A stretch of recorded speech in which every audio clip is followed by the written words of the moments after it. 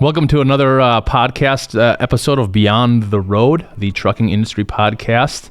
Again, I'm your host, Eric. Hopefully you had a chance this week or last week to catch the last podcast with Justin and our CFO, Paul Pfeiffer. Really dug into the current market and kind of what the forecast is for the remainder of 2024 here. So, if you haven't, I would certainly recommend find some time to kind of get a better understanding of where the industry is right now and where it's going. But hopping in now for September, we've got a couple guests I'm really excited to speak with. We have Rob Johnson and Mark Andrews with ATS here. If you guys want to take a little moment to kind of introduce yourself, title, what you do, how long you've been in the industry and with ATS. Yep. Rob Johnson. I have been with ATS now coming up on 5 years. I'm the Carrier Compliance Safety Manager for Logistics. All right. Thanks for taking time out of your day, Rob. Appreciate it. Yeah, Mark Andrews, Senior Director of Operations on our logistics side. I've been with ATS just a little over 18 years, really on the operations side of our business, really working the carrier relationships and working with our team to make sure the freight is moving through the system. Okay. And so that makes a little ATS logistics just a little different, right? Or different from others. There's a lot of logistics brokers out there that maybe, what they say, cradle to grave, start to finish, where ATS is a little separated and segmented, right? Yeah.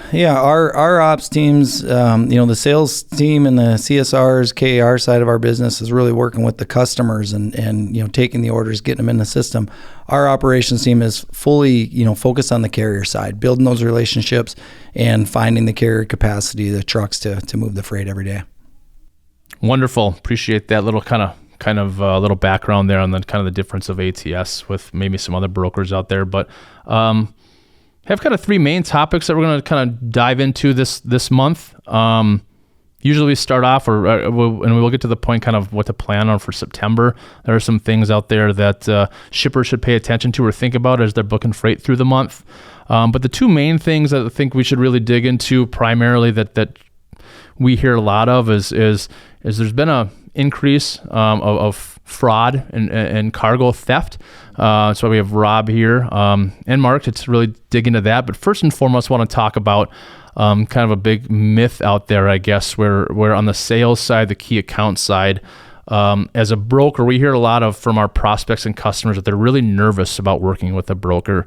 They only want to look for companies that have their own assets. And when we really dig into the question of kind of why, finding really what their fear, worry, or concern is, it's that brokers don't own their trucks. They do not have control over their partner carriers, which part of me is kind of understandable. It doesn't say ATS on the side if we're sending trucks in there, but there are things that a broker can do or a logistics company can do to really not necessarily own their trucks, but provide that service that is expected really of an asset carrier. And so kind of want to dig into that and really kind of help shippers better understand on what can they do or what they should do, which is look as a broker for a broker that is reputable that can do something like that. So I guess just kicking off, what do brokers do, or what can brokers do to really provide that almost asset level service?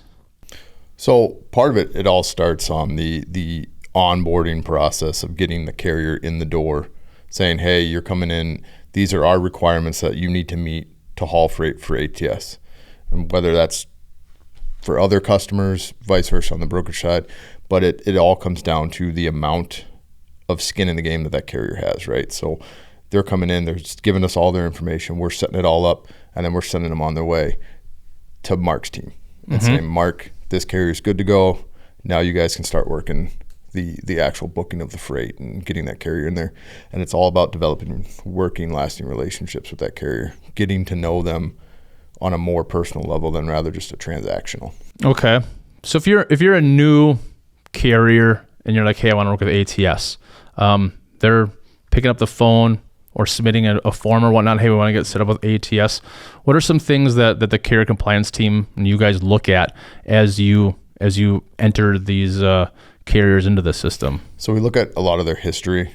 We're looking at contact information history, address information history. If they've changed, they updated the FMCSA recently. Are they safety approved? Are they non, we're not going to work with people that are non-conditional or conditional on their safety rating. We also look at, the FMCSA, we look at safer, and we really go into the meat and potatoes behind the carrier of why they want to work with us. Okay. So, and it's really about bringing in that deeper dive into them and making sure that, they are a legitimate carrier that we can use and work with. Okay. So we get them set up, get all their insurance information. They sign a contract or whatever that we have on the partner side, and then kind of go over to the operations team. Or they come in our system, and kind of from there. Yeah, I mean, just jumping right into it, right? If it's a new setup, our team is having some discussions with the carrier before they even get to the setup process with Rob and the compliance team.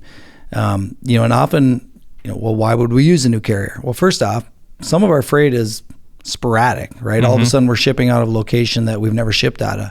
So sometimes that takes finding some new carriers for that lane or for that marketplace.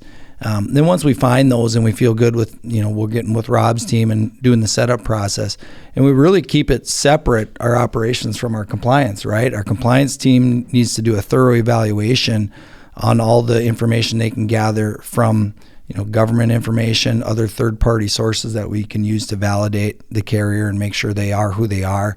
And then once that's all approved, our team's jumping in and starting to build that relationship. And they're asking questions like, hey, do you want to do this lane again? How often are you here? Where do you like to run? What sort of equipment are you running? Ultimately trying to get them to come back and grab another one of these loads if it's a consistent ship point or if it's a new shipper. Or getting them interested in another lane, right? So even if I don't have another one of the same type of loads, I can maybe get them to a partner or highlight to somebody else that this carrier likes to ship out of Texas or into Texas, South Texas, just for example. And then that just starts to build in our system. The more they start hauling, the more we start recommending certain lanes that kind of match what they've done for us. So. And we do have a lot. I mean, we've got a number of carriers. We do look at on the sales side too when we get carriers locked in. We've been kind of paying attention maybe a little bit more recently. But some of those carriers, I was looking at one yesterday. They've moved in the same lane for I think 60 loads so far in the last 2 quarters for us, and so it's really building that relationship, like you said. Absolutely. It provides efficiency to our system, right? The trust with that carrier that we can just pick up the phone or shoot them an email, or it might even be a text, right? Some of them are connecting with our team so well that they're just shooting them a text. Hey, I got 5 more loads for next week. Send it on over, right? And when we have that, it just makes it move so smooth, right? And it's a great opportunity for the shipper to see the same trucks coming in. Really allows us to build the relationship with the shippers and the customer and the carriers. Make it a smooth transition for all. Okay. And then so maybe there's a shipper out there that, hey, maybe I don't work with brokers. I want some assets, but maybe through our conversation here, maybe they want to kind of dip their toes a little bit into just working with a broker, and allowing that. But I guess as a shipper, what can a shipper do to ensure that they are working with, they're going to get set up with a legitimate and valuable broker?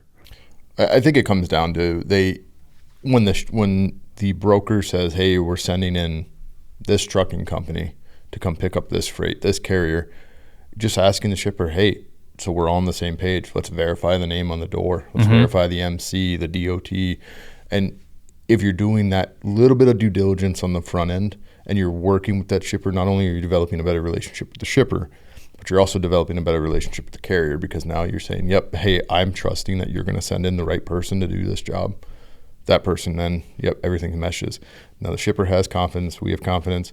It's all a mesh, right? We're all in it to do the same thing. We're all in it to move freight and get everything done safely. And that really is the big driving factor.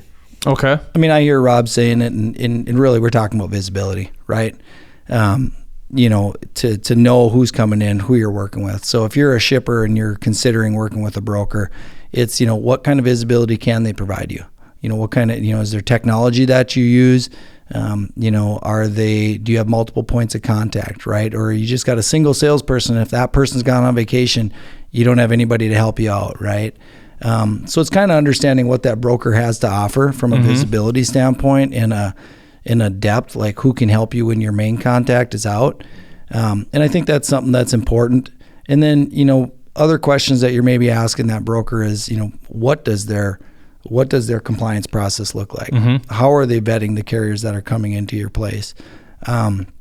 And it's a two-way conversation, because the more my team or the sales team can find out from the customer or shipper, the more prepared we can be in sending in the right equipment. So I think it's important that you're having an open conversation two ways, and really getting to know each other before you're even shipping that first load. So everybody knows what we're hauling, if there's certain requirements for that cargo. Yeah, definitely working with your partner. Bringing in somebody new into your network is, we try to do that on our sales side too. Is setting up a initial introductory meeting, because we want to make sure we have all of our ducks in a row.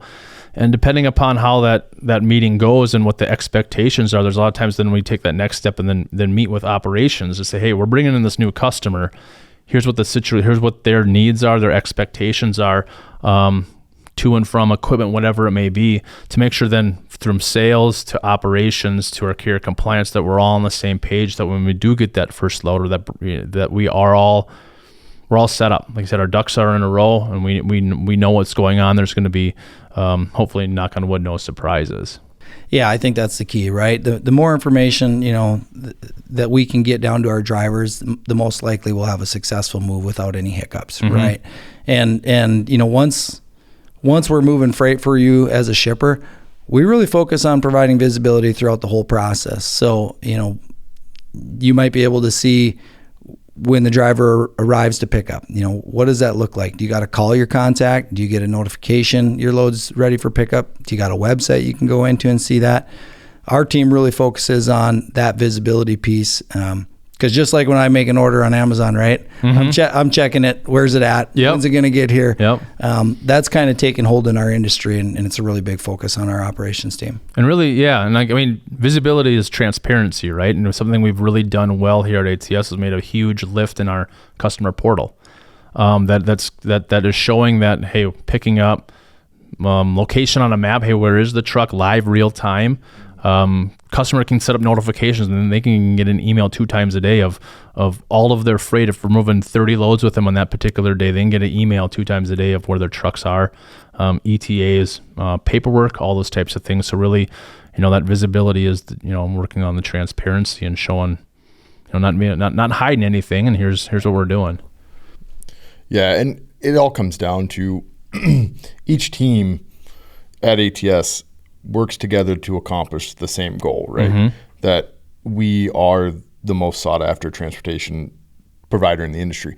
So we have to go and say X, Y, and Z has to be in place before you can do anything with us, because it's not only taking care of the carrier, but it's also taking care of the customer, the shipper, the consignee, all of it. So if the ducks aren't in a row on the front end, you're going to end up with problems on the back end. So it's all about making sure that the reason we do certain things in compliance is because we're trying to take care of the customer and the shipper, because we don't want to set anybody up for failure. I think the first, kind of going back, I think another thing is and we try to ease a new customer into working with us as a broker, even if they haven't before. A big one that we do really automatically say, here's our information is a customer or shipper asking for a broker packet or a new carrier packet, right? And that's going to include a lot of things. It's going to include their surety bond, and if you want to dig into that a little bit, what's a surety bond? Well, so the bond, what a bond does is basically if a broker or somebody is struggling to make payment to a carrier for whatever that might be, it might be financial distress or something, that bond will help cover those payments. So, kind of extends out to the carrier. And I think sometimes people mistake, how it's used or what it's used for, but really that's what it is if somebody defaults and can't make some payments, this bond can step in and help cover take care of those carriers that they're working with. And it's required by law for a broker to carry that, along with showing the brokerage authority is another thing that they have it registered through the FMCSA, which means Federal Motor Carrier Safety Administration. There you go. Okay. I always get stuck in that acronym. So getting the bond information, showing that they have insurance, right? We provide in our packet a certificate of insurance, showing there's in-force active insurance, even as a broker or carrier. It's really, the things you're talking about seem so basic, but it's really critical. Like, I think we mentioned fraud at one point, is the business moves so fast, and it's really easy to all of a sudden, somebody's acting as a broker and they're not real, right? So sometimes you just got to slow down. So whether you're a shipper hiring a broker, or a truck driver taking a load from a new broker, or whatever that relationship might be, if it's your first time working with somebody, slow down. Just take that extra couple of checks, maybe into a few different websites. Really verify who you're working with, because sometimes they are faking as somebody, and then we end up with maybe the truck driver not getting paid, or has to do a lot more work to get paid for the load that he actually moved. So doing that due diligence up front will protect you as a shipper, or as a driver or broker, whoever you're working with. Yeah, definitely. I had that down as just talking, like really as a shipper doing your research, or as a customer, right? Hey, is this company real? Is it active? Hop online. Do they have their own website? How does that website look? What is that broker's history? Again, checking on their authority. Maybe even asking for some referrals. The referral is a big one. I think people miss it, right? And they can look really good, like a legit contact. You pick up the phone and you call somebody from the company that maybe we're working with in a different department. That person, do they actually exist, right? Or you call that reference and they're like, yeah, I work with so and so, good company or good contact, right? Right. Yep. Yeah, definitely make sure that we're checking down all the little nuances. Depending on how it comes into the system, if it comes in, if it's a new customer coming in, has anybody checked into that customer and made sure, hey, is this legitimate or not? Because fraud in general, it's any way you can get in, get something for free with little to no work, and then make a profit on it. So it's really checking. The checks and balances have to be there, and it's not only from compliance side for carriers, but it's sales for customers, it's carriers for brokers. It's all encompassing. Yeah, I think wrapping up on that side is just verifying your contact information too. Check, is this a legit website? Hopping on LinkedIn. I mean, I think everybody on the sales side on our teams throughout all of ATS has a LinkedIn profile that is this person accurate? Is that information in there? Is that accurate too? So, but Rob, I think that can segue, like you talk about the fraud. We've seen the industry, I guess, has seen kind of a uptick in kind of fraud, theft, cargo theft, etc. You want to speak to that a little bit? Yeah. So in the first quarter of 2024, it was put out that there was a 46% increase in fraud in the transportation industry just in Q1 of 2024. And it was an estimated over $154.6 million in theft. In the States, it was kind of all over the country, but the three states that take the cake for it were California, Illinois, and Texas. Okay. And California saw a 72% increase in theft from the first quarter of 2024 versus Q4 of 2023. Yeah, it's rampant on every level. I think the biggest change, and I don't have the stats to back it, but there's been a lot of discussion this year about just the fraud being, the theft being posing, like you're acting as somebody else. They're acting as a carrier, so they're stealing carrier information maybe, and they're using that information to get load information, and then they're going to pick up a load. Versus some of your more traditional theft would be things like just, trucks getting targeted on the road, or trucks getting parked at, maybe a yard or a truck stop that doesn't have any security, right? That was more your traditional theft. And then this year it's really expanded into just companies faking who they are. I mean, at one point earlier this year, data on the FMCSA was hacked, and you couldn't necessarily trust everything there for a little while. They had some work to do to clean that up.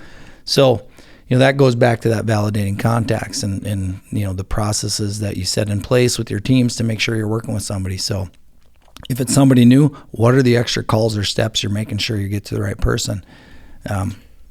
Verifying, if you get a new contact that, hey, I'm a dispatcher with this company. Before you say, yep, okay, you're good to go, let's call the original contact that was listed when they set up and verify, hey, does this new person, John Smith, actually work here? Because if he doesn't, now we have another problem. Right. So you've been compromised. You need to take some steps. And so from that aspect, it's carrier compliance protecting ATS, but it's also carrier compliance protecting that carrier because they may not know. And if you can do things like that, you're just strengthening those relationships across the board. Right. Like you said, from the carrier compliance is really looking out after the ATS and looking after our partner carriers. And that trickles down to operations. Again, making sure that you're taking care of your carriers along with us on the sales side, making sure we're all taking care of our customers in one big team. Yeah. It's not a you versus me. It's, what can we all do together to ensure that we're taking care of ATS, the customers, and the carriers? Because without the carriers, we can't move the freight that we need to move. Without the customers, we have no freight. So it's really an all-encompassing. We have to all work together. It may be painful at times, but we all have to work together.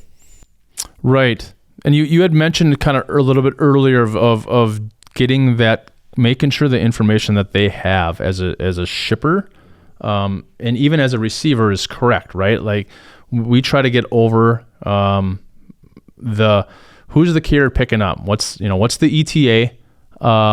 What's the carrier's name? What's that name going to be on the door? What's the truck number? What's the trailer number? It's the driver name. Driver name, right? Making sure that the information that we have gotten that's accurate and is now portrayed so that there's not somebody in between, Mark, like you mentioned, of kind of acting as somebody else where prior to our truck showing up, somebody else shows up with not the right information and tries to grab that freight, right? Yeah, I think that's the key piece, right? And if something doesn't feel right, if somebody's coming into your place and you thought it was going to be one trucking company and somebody else shows up, again, stop for a second. Stop. Yeah, reach out to your contact, right? And reconfirm, hey, this other guy showed up. Is this right? It happens a little bit, and sometimes it's legit, right? Companies lease on to other companies, and maybe it says one company's name on the side of their truck, but they've got a lease agreement, and they're working under another company. So a lot of that is legitimate, but it's if something doesn't feel right or look right, take a second, make an extra call, right? Yeah. Even trying to get that information to a receiver, right? Making sure that maybe the carrier that picked it up, especially if there's a delay, making sure that the carrier that picked it up is actually the one that's also delivering. Yeah, I mean, there's other forms of fraud in the industry. We talked about theft a little bit, but another form of fraud is what they call double brokering. So I might have hired a guy that I work with a bunch, but his truck couldn't get there for pickup or something, and maybe he sends a different truck in. They're trying to find a way to make more money, so sometimes they make poor choices based on some financial constraints, and they might have somebody else pull their load and make the delivery. So yeah, if you recognize that something's not going as scheduled, or whether it's running behind on delivery, taking that extra couple of minutes when it arrives to note, okay, who is the delivering carrier? What is the condition of the cargo? That those are just extra steps and checks and balances you can make to make sure everything's going well, right?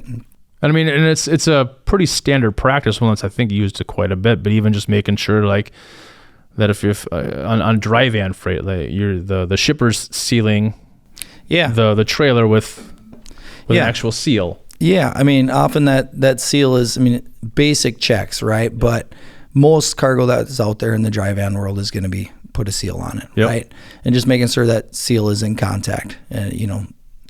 Everything when it arrives at the destination, it's just important to do your checks and balances.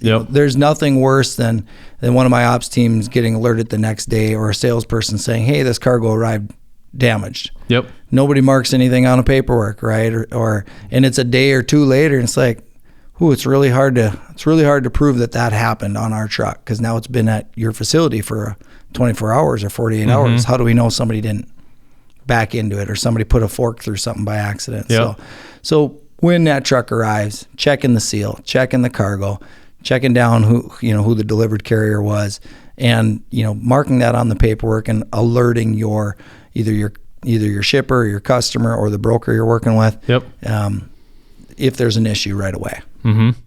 Yeah, that's a big thing. It's just, like you said, I think from the start, just slowing down during that time of loading, of receiving, all that stuff, just making sure everything's correct, everything's accurate. That really puts some placeholders within the industry to make sure to try to alleviate damages and fraud and theft as much as possible. Yeah, and so if we have any issues with a carrier, while we're setting them up or we're validating contacts or whatnot, we will tell the carrier rep or the agent, and we'll tell them, hey, right now it's a no. Mm-hmm. We got to do some deeper diving into it. And then once we figure it out, then it's a yes or a no. Mm-hmm. But it's really there to ensure that we're not putting illegitimate people on our freight, because we want to make sure that we're taking care of everybody else as well. Okay. And we have a pretty robust system. I mean, on the carrier compliance team, you guys continually look at, is that a daily thing, or like insurance and on the authorities and all those types of things? Or kind of how does that look to make sure that there's not a carrier that's no longer in service, I guess, in the industry? So our system, the technology that we have in place, will automatically update if insurance lapses or something like that. It will pop up and it flags them that, hey, they don't have active insurance, or their authority drops, or their safety rating drops to conditional. It will flag the system and say, hey, this is a problem. And then from there we go, yep, until this is fixed, we can't use you. Okay. Usually insurance is pretty easy to update. It's pretty quick, but why did it lapse in the first place? Those are the questions you need to start asking. Okay. Why is there issues? Yeah. And the beauty of it is my team we don't have to do a ton of research, right? The system, the technology behind the system is great. It just puts the blocks in place. Mm-hmm. So I might have been working with this carrier last week, but all of a sudden their insurance is expiring tomorrow, and this load's going to be hauled for the next 5 days. I can't dispatch that truck. Okay. There's nothing I can do or my team can do to have that truck go pick up the load until they get the insurance over to Rob and his team. So it's great, right? I mean, it's really easy for our team to say, okay, either I can put this carrier on the load or I can't. There's and then their team jumps in and figures out why and if something needs to be done. So. Okay. Yeah. So I guess, anything else pertaining to kind of theft or fraud that haven't discussed, or that a shipper or customer should really kind of focus on their aspect or their? Well, and I think it falls on sales a little bit too. Make sure that the commodity that's being hauled matches what the shipper is known for hauling. Okay. If that makes sense. Yeah. And it really comes down to, like, if you have a potato farmer that's hauling potatoes and all of a sudden he's asking you to haul, pallets of valves, well, there's a problem. Yep. Why? Something's not adding up. Take your time. Sales needs to be like, okay, well, let's look at this a little bit deeper. Okay. And really start to look at the little things like email addresses, stuff like that. Did something change? So that way you're protecting yourself from that fraud, because it's not just on the carrier side, it's kind of all encompassing. Right. And I think that's a big thing too, is just as a sales rep, those shippers working with their sales rep, everybody's really busy. A lot of things are going on. But I think we talked a little bit earlier is just making sure, to take that time to get to know who's going to move your freight, right? There's people out there that move hundreds of thousands of dollars, millions of dollars of freight every year. And they really need to develop that have that relationship with their asset partner, their broker partner, just to make sure that relationship's there. So, take that 15 minutes, that half an hour when you're bringing somebody on board to have that initial onboarding meeting, right? Like we talk about, like we want to get on a Teams meeting, or we want to get face to face with you to really understand the intricacies of your freight, what's important, what do you expect, and then again share that with our carrier team, compliance team, share that with our operations team, so that we're all on the same page. Yep. But even as important, that customer knows that they've got somebody reputable that's going to be moving their freight. Yeah, I think of, if our salesperson's asking a shipper a question, it's not because we want to bother them, right? It's, hey, we need a little bit more information. The driver's curious what this is, or, if we're asking the value, if we see a commodity that we think could be higher value, or we might ask for a securement diagram. Yep. If it's some new commodity or a new shipper, we want to make sure we're getting it right out of the gate. So, I think that's a big thing is sometimes we're asking questions just because we need to get the right info down to the driver, and we want to make sure we have the right driver to haul the goods, right? I don't want to send a dry van driver in there that has no straps, and he just wants to pick up palletized goods, and when we get to your facility, I find out that it's loose cargo and we need some straps. Well, this driver's no longer qualified, right? Now we might miss the pickup, or we're trying to see if the driver's capable of doing it, and how safely can we do it. Or we kick them out of there and we find a new truck, but that's a bad experience for all of us, driver and customer and shipper. So just making sure that on the sales side, we're getting all the appropriate information from the customer. And again, we might need to dig in a little bit more, but then that allows us to get the right information to the operations team, down to the driver, who then making sure that driver shows up with everything that's needed. And regardless, I guess, if it's an asset truck, I mean, the asset carriers are doing the same thing, right? The salespeople and the CSRs on the asset side are asking those same questions to making sure that their drivers are showing up with that right equipment. Yeah, when I was a CSR at ATS, it was the biggest thing was, what do I need to do to make sure that the driver has the right equipment to do the job, and that we know, hey, this is what you're picking up. And it all goes down to dimensions of the load. Is everything in the system right? Do you have the right trailer listed? If it's a flatbed only load and you put it in as a step deck and it doesn't fit, well, now that's just a bad experience for the shipper and the driver and everybody else. And same with value. If it's higher value, can that driver actually haul the load on the asset side? Right. I mean, even the high value on the logistics side too, is we want to know that right away. I mean, we carry $100,000 kind of across the board is kind of standard, right? But anything above that, like we've got carriers that don't want to haul that, and, other ones that have higher value, and we just want to make sure that we're putting the right carrier on that, or the right driver on that. It goes back to that transparency, like you said. The more we can be transparent down to the drivers, whether you're working with a asset company or a broker that is hiring the asset company on your behalf, to haul that load, the driver needs the same information. And so the more transparent we can get with what's needed, just helps the whole thing be successful. Right.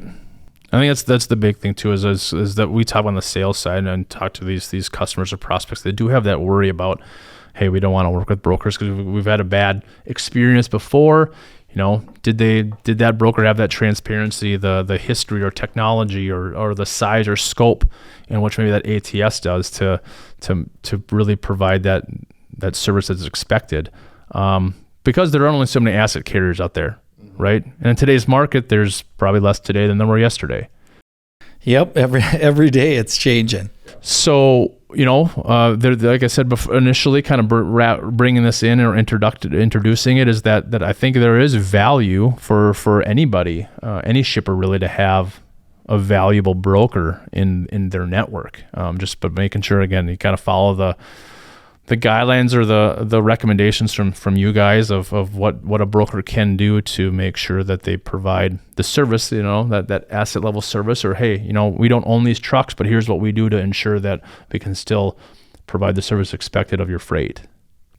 Yeah, it comes down to, like Mark has said, and we've kind of said it the whole time, is transparency. Yep. Everything comes back to being those open lines of communication with the carriers, with the shippers, the customers, making sure that if there's any issues, you address them on the front end. You don't wait till the load delivers and address them then. If the load, the load's going to be picking up in an hour, and my truck's still 5 hours away. Well, these things need to be communicated right away, Right. so that the shipper can prepare for those delays as well. And that just sets everybody else up for success. I think, thanks guys. That's two huge things going on right now, with the fraud and theft, and then just kind of carriers with, or shippers seeing kind of maybe their asset network that they have kind of start to shrink a little bit more and more, with the current market. And if you're able to watch Paul Pfeiffer's podcast, kind of how things that'll continue to affect probably in 2024 and maybe into 2025. Look at that info. But just kind of wrapping up, I just want to briefly touch, we're going into September here. What are some things within the shipping industry that on the dry van side and flatbed open deck side that shippers kind of think about as they look to ship their freight in the month? Yeah, I think, the big things is we're kind of in that seasonal shift, right? I mean, if you were to rewound 2 months ago, right, we were still pumping produce pretty big out of the southern markets. And even though produce is really driven on reefer trailers, it has an impact on dry van capacity. It can even have an impact on flatbed capacity. Okay. It sounds crazy, but I know flatbed carriers that park their flatbeds and open deck trailers and jump in their reefer trailers during that produce season, right? Because they can make a little more money at that time. Well, that shift is going on in the market, meaning southern markets have kind of quieted down. The demand and the number of loads there is just not as high as it was. And it's starting to shift up to the Midwest, the Pacific Northwest. You're seeing things like potatoes starting to get harvest. So you're kind of running into that harvest season for the Midwest and the Pacific, so that's the change. That capacity is going to get a little tighter in those regions as we move through the fall. And then also along with that, like where it was hot in California, where it was hot in Florida and the South, there's, like you said, there's not as much freight. So now where like you said, 2 months ago, drivers wanted to get in those areas. Now necessarily the drivers aren't looking to get to those areas because there's nothing coming. Coming out. Exactly. It's just a change in the drivers' patterns. Before they all wanted to get down to Georgia, Florida because they knew they could get some produce out of there. They're not, the desire to go there isn't as great. So the rate you might be paying, you might have paid from Minnesota down to Florida 2 months ago, and fast forward to now, that's going to be higher. Fast forward in a couple of months, it's probably going to be even higher as we continue to harvest here in the Midwest.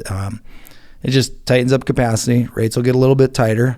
Eventually we'll move into winter, and then some drivers won't want to come up to the Midwest. They don't want to stay that I-10 corridor. Stay south where it's a little warmer and they don't have to worry about trucks freezing up. Right. And then we're getting into, kind of retail starts picking up, would you say, with the holidays coming and however the store shelves need to be filled for Christmas and whatnot? For sure. That kicks off or starts happening midsummer, right? It's crazy, but there, that stuff that's getting imported, that's on the water or on its way, and it's hitting the different port locations. Typically, the California coast, the Long Beach area, those ports is a large retail importer. So that'll go pretty wide open for a couple of months here. I kind of look at it saying that if it isn't on the ground or in the DCs by mid-November, it's not getting sold, so to speak. So you got a couple of months of that retail season kind of pumping an extra bit of volume into the system. Again, that's going to be mainly on the van side of the business, right? The open deck side, we've still got projects that'll stay busy. September is kind of an end of quarter. So you get a little bit more of a push in volume, just due to companies trying to achieve certain goals, right? So you'll see some open deck projects still stay decently strong through the next couple of months, and then that'll tend to slow down, as you approach that November timeframe. Whereas the dry van stuff can stay a little more busier right to mid-December because of the retail stuff along with food and beverages, right? It's the holiday season, so more food is getting, food ingredients are getting shipped at that time. So. Yeah, and like you said, the open deck freight kind of starts winding down, right? I think much like the, like you talk about, we get in the dead of winter, who wants to come out to the upper Midwest? Same thing on the open deck side, right? Like, hey, maybe some outdoor projects, road construction that starts winding down, so that heavy equipment, the concrete barriers, et cetera, kind of getting out of there because, a lot of that road construction season in the upper Midwest or the north part of the entire country is kind of winding down. So, yeah, that construction slowdown season. Yep. I mean, that's it, right? You're not building as much. You're not building homes as much in the wintertime, things like that, road construction.